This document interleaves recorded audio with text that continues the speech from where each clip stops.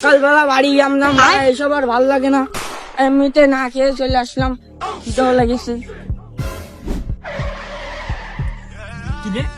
তোর মুখে কেনে আশেপাশে তো কোনো লোকই নেই, নিয়ে কেটে বল।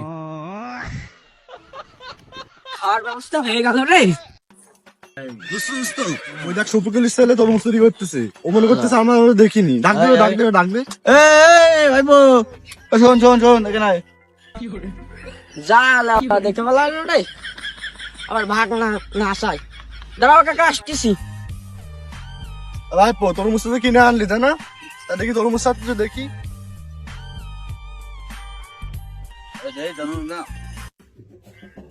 তুই কিনেছিস?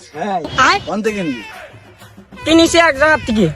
দাও দাও, আমার তরমুজ দাও, আমার আব্বু দেখতেছে, আমি তাড়াতাড়ি বাড়ি চলে যাবো। দোস্ত কত বড় হারামি দেখেছিস? দেখলাম ওই জায়গাটা চুরি করে আনলে, আবার এসে মিথ্যা কথা কাছে কিনে আনিস তরমুজ। আবার ওর বাপ দেখতেছে নাকি? তাহলে এখন কি করা যায় বল? এবার তোর বাপের সাথে কোথায় হবে? না তোমরা দেখে ভালো আইসাও না, তাহলে ভাগ ভাগটা করো, ভাগ করে নি। আমার কাছে দাম ভাগ করতেছে দে। আমি দেখি, দাদা। আরে দে আমার কাছে দে। আরে দাদা, আরে ছাড়।